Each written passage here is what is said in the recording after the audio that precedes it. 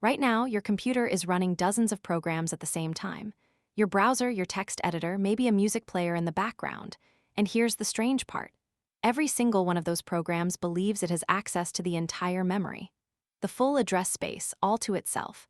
But your machine only has a fixed amount of physical RAM. Maybe 8 gigabytes, maybe 16.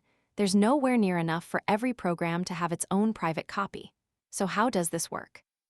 How can every process believe it owns all of memory when there simply isn't enough to go around? The answer is virtual memory. It's one of the most elegant tricks in all of computer science, a collaboration between hardware and software that creates a perfect illusion. Every process gets its own private view of memory, and none of them ever need to know that they're sharing. Let's pull back the curtain and see how it actually works. When your program runs, every time it reads a variable or calls a function, the CPU generates a memory address. But here's the key insight. That address is not the actual location in physical RAM. It's a virtual address. Think of it like a mail forwarding service. Your program sends mail to a virtual address. Something in the middle translates it to the real physical location. That something is the Memory Management Unit, or MMU. It's a piece of hardware built right into the CPU chip. Every single memory access, billions of times per second, flows through the MMU. The CPU says, I want data at virtual address 0x4A30. The MMU intercepts that request, translates it to a physical address, say 0x7A30, and fetches the data from actual RAM. The program never sees the physical address. It only ever works with virtual addresses. This separation is the foundation of the entire virtual memory system. Let's see how the translation actually works. Now you might wonder, does the MMU translate every individual byte address separately? That would mean storing a mapping entry for every single byte of memory, which is completely impractical. Instead, memory is divided into fixed-size blocks. On the virtual side, these blocks are called pages. On the physical side, they're called frames. Pages and frames are the same size, typically 4 kilobytes. So virtual memory is split into page 0, page 1, page 2, and so on. Physical RAM is split into frame 0, frame 1, frame 2. The translation maps pages to frames. This is vastly more efficient. With 4 KB pages, a 4 gigabyte address space only needs about 1 million mapping entries instead of 4 billion. That's a 4,000-fold reduction. Here's an important detail. Not every page has to map to a frame. Some pages might not be in physical RAM at all. They could be sitting on disk, waiting to be loaded. This is going to become very important soon. So where is this mapping stored? In a data structure called the page table. And here's a crucial point. Every process has its own page table. That's how each process gets its own private view of memory. Each row in the page table corresponds to one virtual page. It contains the frame number that page maps to, a valid bit, and permission bits. The valid bit is especially important. When it's set to 1, it means the page is currently loaded in physical RAM. When it's 0, the page is not in memory.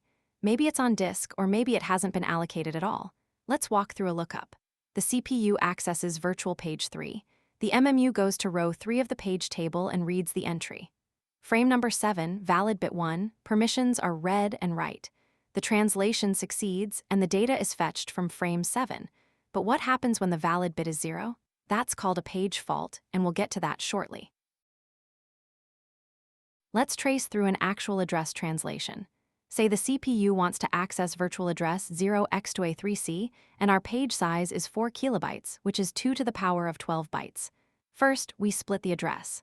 The lower 12 bits give us the offset within the page. That's 0xA3C, the remaining upper bits give us the virtual page number. That's 0x2, or page 2. Next, the MMU takes this page number and looks it up in the page table. Row 2 says this page maps to physical frame 5. Finally, we construct the physical address. Take the frame number, 0x5, and concatenate it with the original offset, 0xA3C. The result is physical address 0x5A3C. That's where the data actually lives in RAM. This entire process, splitting the address, looking up the page table, constructing the physical address, happens in hardware on every single memory access. The CPU does this billions of times per second, completely transparently to the running program. There's a problem with what we just described.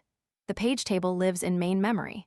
So to read 1 byte of data, the CPU would need 2 memory accesses, one to look up the page table and another to actually fetch the data. That doubles the effective memory latency. The solution is the Translation Lookaside Buffer, or TLB. It's a small, extremely fast cache built right into the CPU that stores recent page-to-frame translations.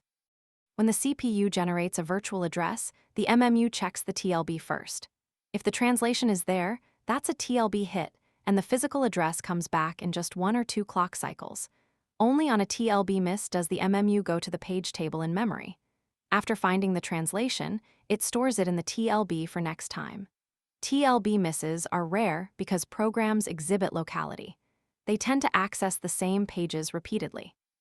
Typical TLB hit rates exceed 99%. So in practice, address translation adds almost zero overhead. Sometimes, the MMU looks up a page in the page table and finds that the valid bit is 0. The page is not in physical RAM. This triggers a page fault, a special hardware exception that hands control to the operating system kernel. The OS now has to handle this. First, it finds where the page lives on disk. It might be in the swap file, or it might be part of the original program executable. Next, the OS finds a free frame in physical RAM. If there are no free frames, it has to evict an existing page, writing it back to disk if it's been modified. Then the OS copies the page data from disk into the free frame. It updates the page table entry with the new frame number and sets the valid bit to 1. Finally, the CPU re-executes the instruction that caused the fault. This time, the page is in RAM and the access succeeds normally. The whole process is invisible to the running program. The illusion is maintained perfectly. Here's where things get really clever. When you launch a program, the OS does not load the entire executable into RAM. Instead, it sets up the page table with every valid bit set to 0. Nothing is in memory yet. When the program starts executing, it accesses its first instruction. Page fault. The OS loads that page. The program reads some data. Another page fault. Another page loaded. This is called demand paging. Pages are loaded only when they're actually accessed, not before. A program might have thousands of pages in its virtual address space, but at any given moment, only a small fraction sits in physical RAM.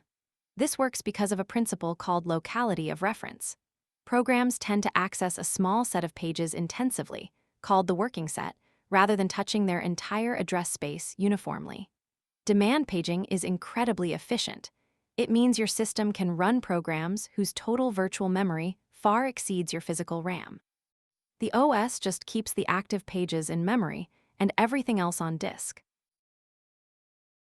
Virtual memory enables another beautiful optimization called copy on write.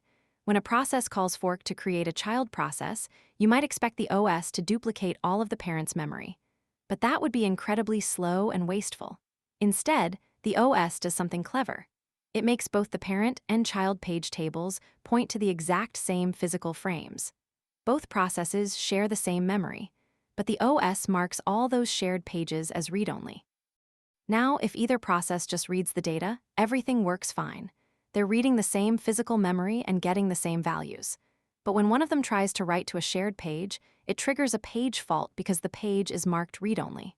The OS catches this, makes a private copy of just that one page in a new frame, and updates the writer's page table to point to the copy.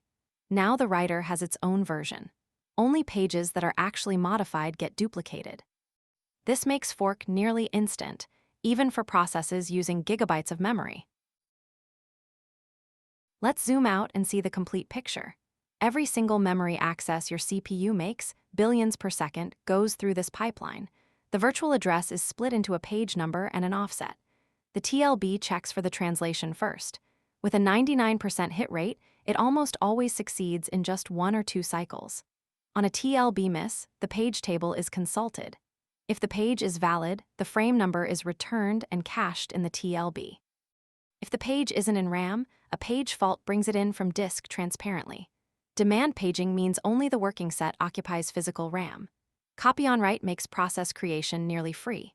This is why your computer can run dozens of programs simultaneously, each believing it has unlimited memory, all sharing the same physical hardware. Virtual memory is a partnership between the CPU's MMU and the operating system. It's invisible when it works, which is almost always. And it's one of the most fundamental ideas in all of computing.